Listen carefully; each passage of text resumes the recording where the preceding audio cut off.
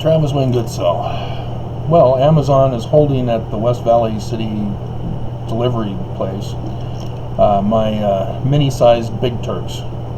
So I guess we can call them mini Turks. In Canada, this is where I learned about them. And working as a firefighter, they had a supply of candy bars and sodas back at the station for us when we got back. And that's my first experience with the Big Turk. And turns out in Canada they call it Big Turd. It's gummy candy covered in chocolate, the best of both worlds. And the last thing I want is to believe that it can be used as a pool prank. But you can't get it here in America in the stores, and Amazon does sell it, but they really rake you over the coals with the price, even on Amazon. So finally they have the mini size with the Amazon Prime discount. So I was able to get one bag, and I'll continue to get more bags in the future, but it's been there since 3:30 in the morning, and it's still not out for delivery as we're coming around 10 o'clock. So it missed the first shift.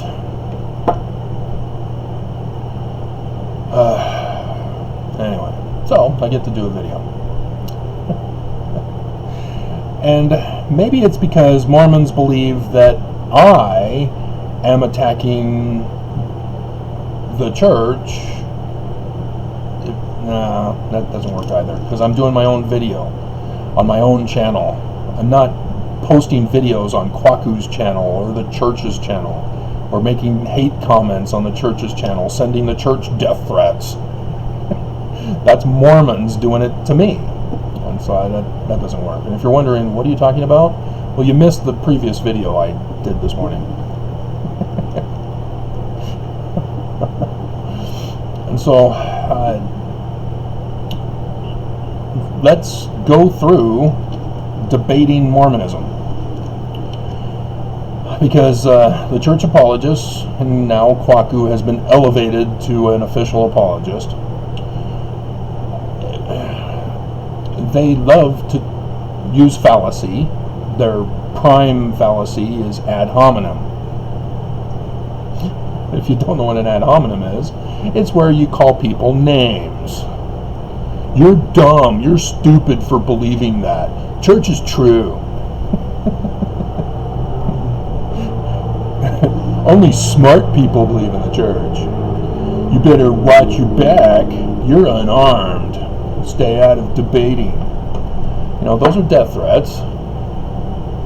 I got that the other day. Again. And so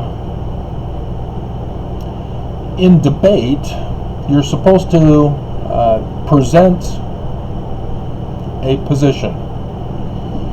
You know, for example, there's pro-life versus pro-choice, and the teacher assigns you to one or the other, and assigns another classmate to the other, and you're supposed to defend it, even if you know you can't.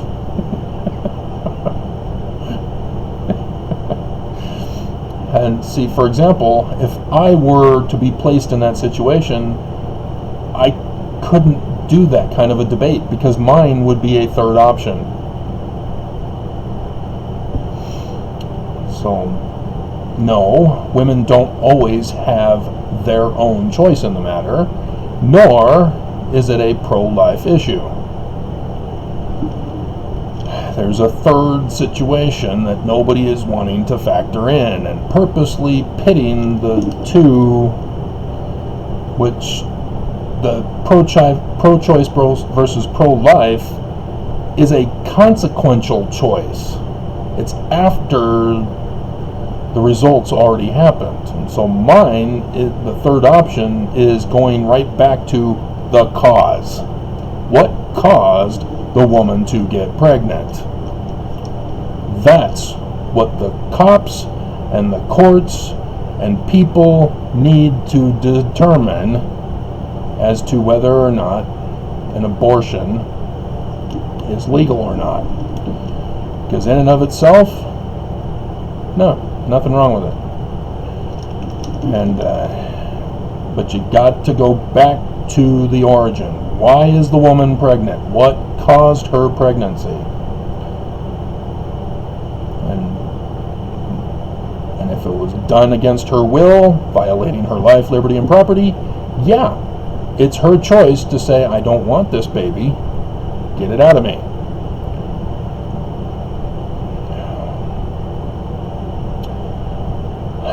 So, with the church, it's a simple one. The church started with the Book of Mormon. Now I know in 1838, Joseph Smith retroactively put in the first vision. And so we have to exclude that from the origin.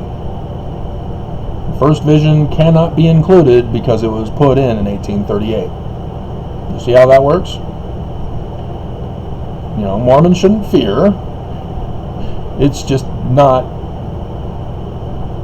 confirmed that it actually happened. It's an 1838 event retroactively placed in. So you can't start your debate there. Did the first vision happen? No, you can't. Instead, you go to Moroni, which Joseph Smith called Nephi. Joseph Smith papers. That was one of the things I ended up learning after the fact, as the church said, oh yeah, we've been lying to you. It was actually Nephi, but it needed to be corrected. Who said? Joseph? No, he didn't say. He was consistent his whole life as Nephi. Why are we changing it to Moroni? And so this is where the origin is, the Book of Mormon. It's the keystone of Mormonism for that very reason. And so, the Book of Mormon is where all debates in Mormonism start. Okay, let us begin. Mormons. Joseph Smith said it. He was living in those different places. He was working on it. Martin Harris confirmed. There were witnesses to it. Rebuttal time. Where's the plates? Counter rebuttal. Well, the angel took them. Did you see what happened?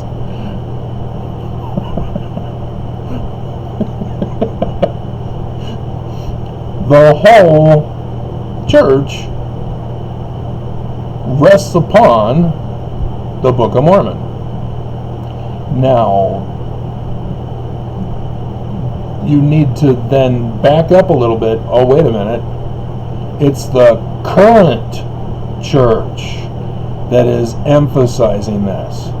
The Keystone part was Wilford Woodruff's journal that was put into the introduction. See, Joseph Smith was doing other things with the pushing of the Book of Mormon. He never said that, well, we won't get into that. We're already at 10 minutes. So, yeah, the current church is using Joseph Smith's origin story with the Book of Mormon as the Keystone of Mormonism. And so it doesn't matter about hearsay witnesses. It doesn't matter what the Book of Mormon confirms or doesn't confirm.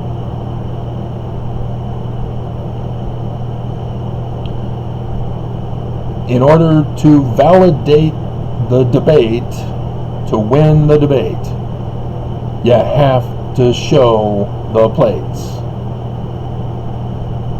And then with the plates, you then show, well, we have this expert Egyptologist who was able to look at the small plates at the beginning, and he examined them and was able to translate them in the exact same translation as Joseph Smith, even the 1769 version of Isaiah with all of its errors. That's required in order for Mormons to win the debate on truth. And they can't do it because everything collapses when you disprove the Keystone because there's no plates. The church literally has collapsed, and Mormons are attending the rubble and saying, oh, it's so true. The Book of Mormon doesn't exist. It's missing from the Keystone. When you take out the Keystone, everything collapses. The church has collapsed. And yet it continues to exist as a fraud. It's the big lie.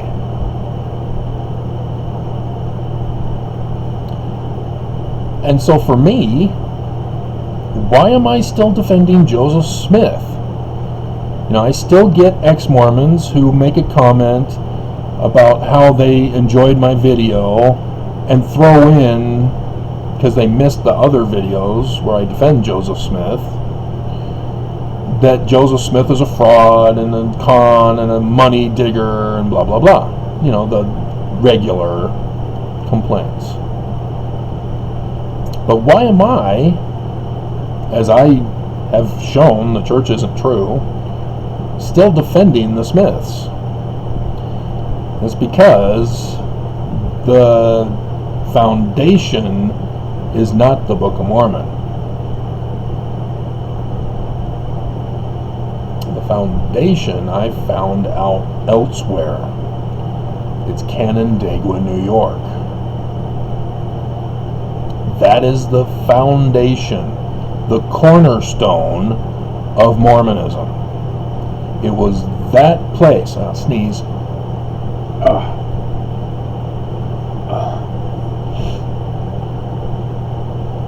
Okay. Canandaigua, New York is the cornerstone of Mormonism. That place is where Mormonism gave birth, conceived, right there in Canandaigua, New York, in 1823. But no, Travis, Joseph Smith was at the farm in Manchester.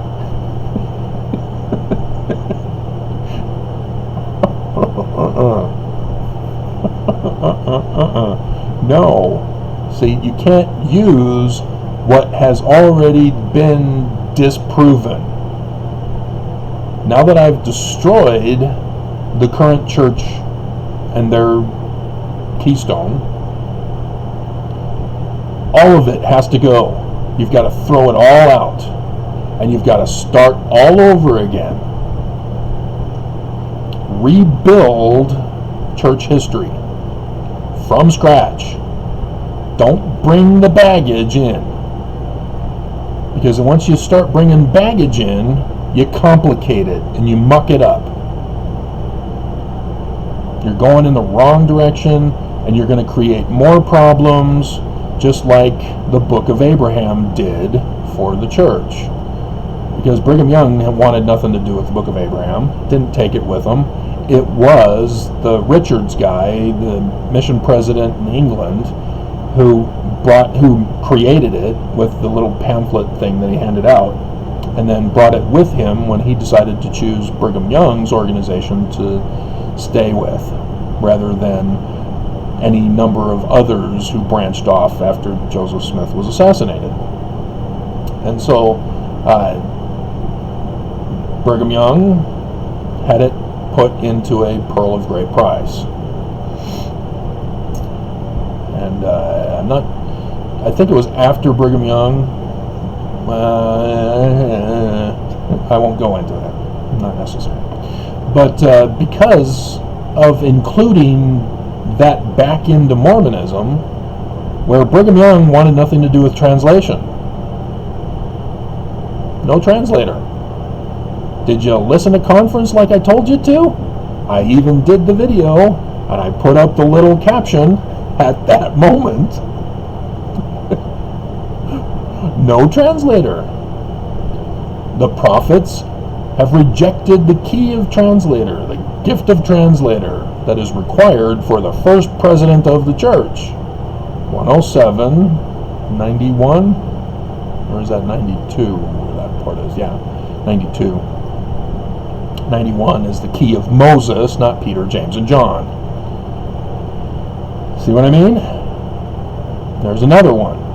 It's baggage for Mormons. They think that the first president's key is Peter, James, and John. It's Moses. So throw out all your Mormon thinking. Throw it all out. And I'm not talking about becoming a hedonist, joining orgy clubs. I'm not talking about becoming immoral, but you have to throw out the current church's understanding of morality. You've got to come up with a new one that works better, that's more sound, that is not ridiculous, that is not anti-life claiming pro-life. Because the pro-lifers, they're anti-life. Yeah, how do they treat women who get raped? Yeah, they want the woman to suffer. And if she dies, she dies.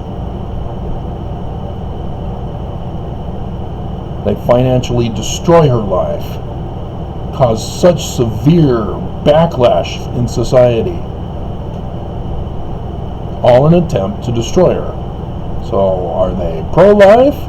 No, it's a fraud. That's why a third option's best. What caused her pregnancy?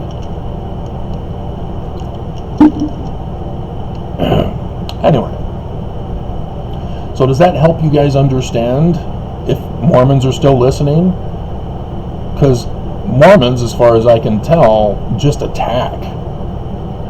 They're just vessels of wrath. How dare you challenge us? How dare you molest or make afraid?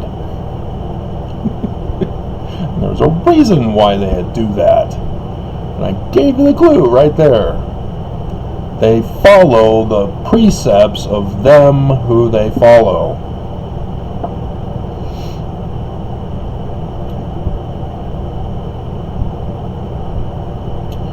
That's why Mormonism needs to be completely erased from our minds, from our histories, from our thinking. And it's difficult, I know. I went through it. It was a phase thing with the magic underwear.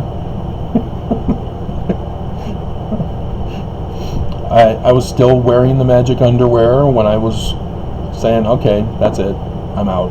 I want nothing more to do with the church. And then it was finally one day, I should probably buy new underwear to replace the magic underwear, especially since they're getting very holy.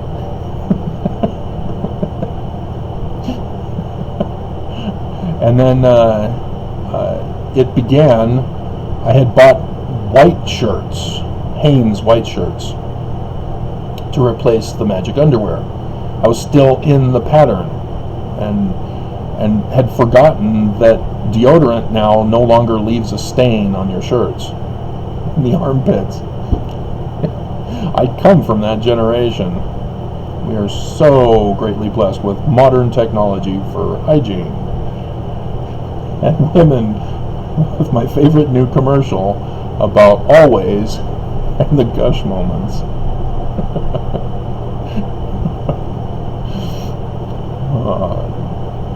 So,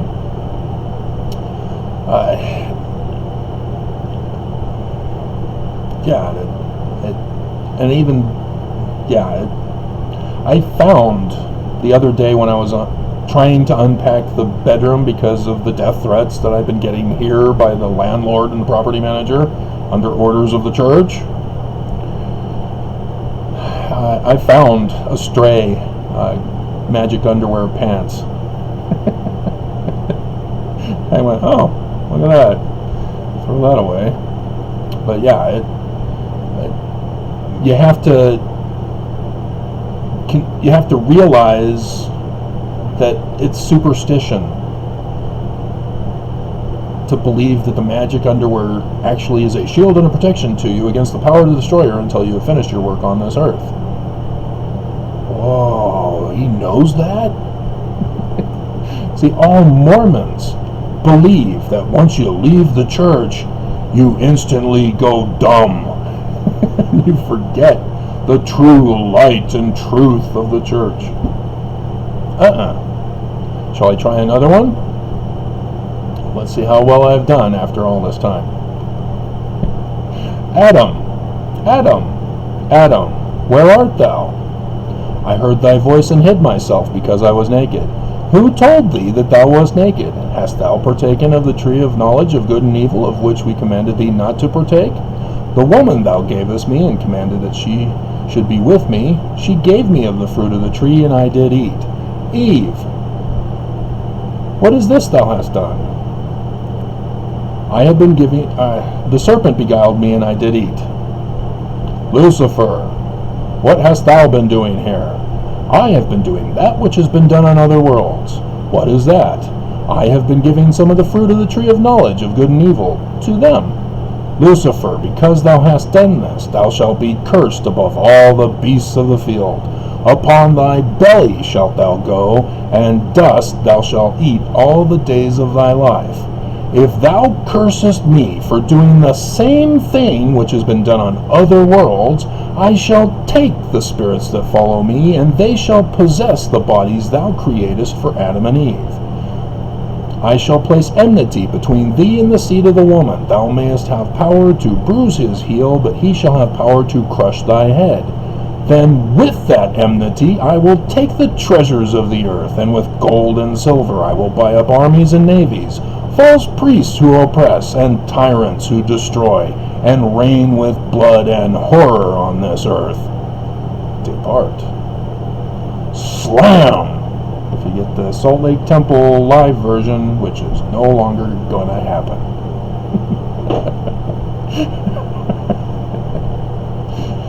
So there you go. And if you hadn't noticed, all my videos include scripture. Like I said, the church isn't true. Scripture isn't. Isn't true? Is that a double negative? Scripture is.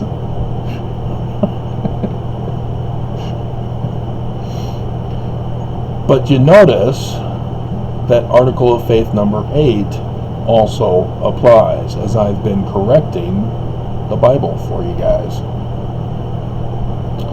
So yeah, there is truth out there. Thanks, Fox Mulder. When's your new series coming out? I'm getting a little over anxious for it. He's going to be a polygamist in Southern California. From one Californication to the other.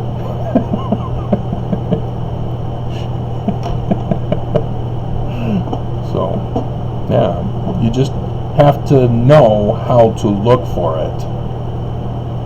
Because otherwise, the church They're going to get involved in these rabbit hole arguments with you. And they're going to attack, and they're going to be mean, and they're going to be bullies.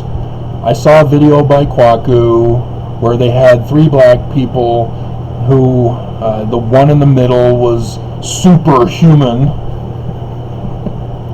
And all of us know what that means.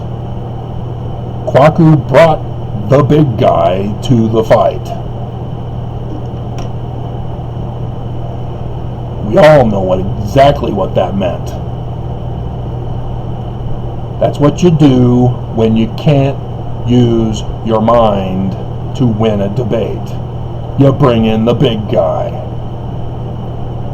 Might makes right in Kwaku's mind.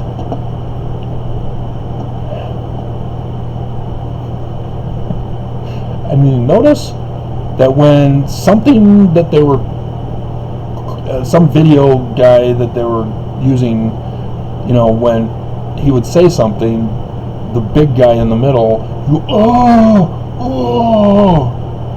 as if he was getting approval or support for his being offended by the other 2 guys who were just calm, cool, and collected.